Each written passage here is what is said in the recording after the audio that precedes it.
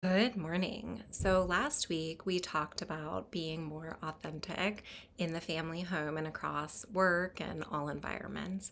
And we talked about what a love warrior is. And the love warrior is somebody who knows that they're good and whole and true, regardless of what the world is saying about you. Today, I want to spend some time on what the world is saying about you and why does it matter. And I'd like to give you the total bullshit answer of it doesn't matter and stick to my childhood saying of sticks and stones may break my bones, but words will never hurt me. But that's not true, you guys. It does matter to our hearts what other people say about us, and it super hurts. And we wish it didn't, and we wish that we could just say, I'm awesome and everything's good, and it doesn't matter what other people say about me.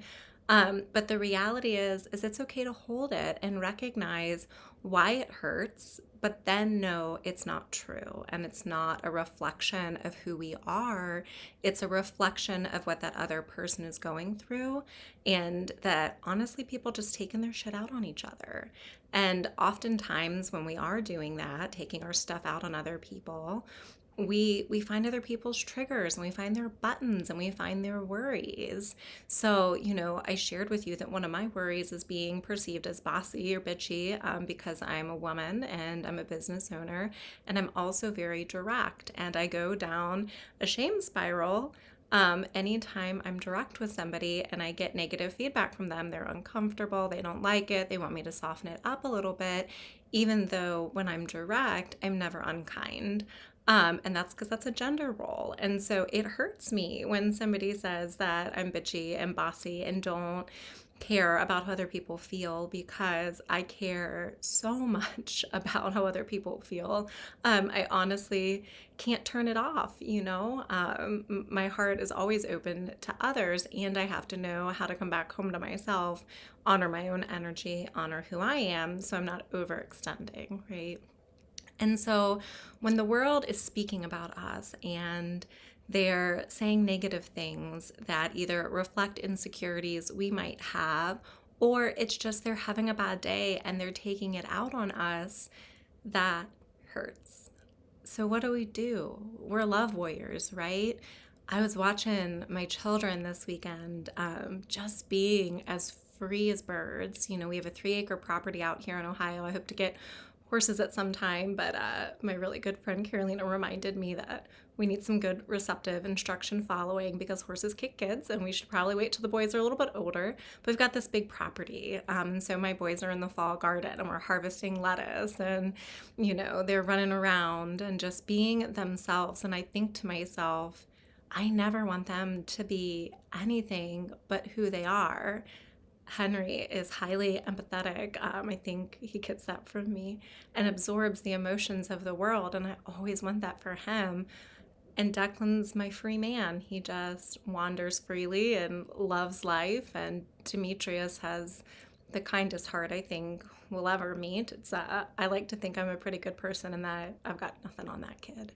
So I look at my children and I think I want to raise love warriors, but I have to do that through modeling. And so what do we do when the world is saying things that are unkind and true or untrue?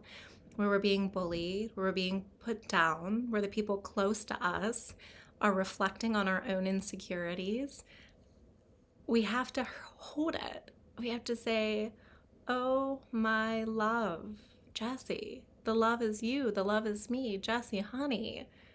I am so sorry that hurts. And then we hold the hurt and we take care of it the same way I would take care of it if Henry or Declan or Demetrius were bullied. And so, how do we remain love warriors? How do we remain true to who we are?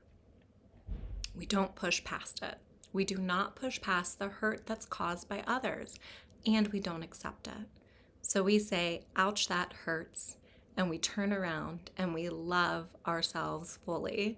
And I know that sounds like, well, that could be an easy solution, but it's not, because each and every day we're all challenged by living in a fast-paced world, whether we're getting a lot of input, whether it's online, through families with different opinions of ours, at work, our kids' schools. There's a lot of input out there and a lot of people reflecting back, and it causes insecurity, right? Because all these people are reflecting back on us, and then we have to say, wait, am I that person? Am I that person? Am I that person? Am I the way that they are saying that I am?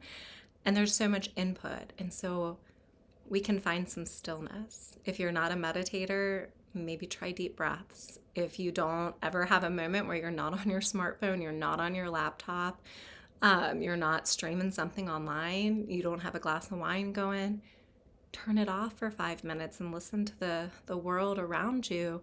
And in those still moments, I promise you, you'll start to find your inner knowing. Rinse, lather, repeat.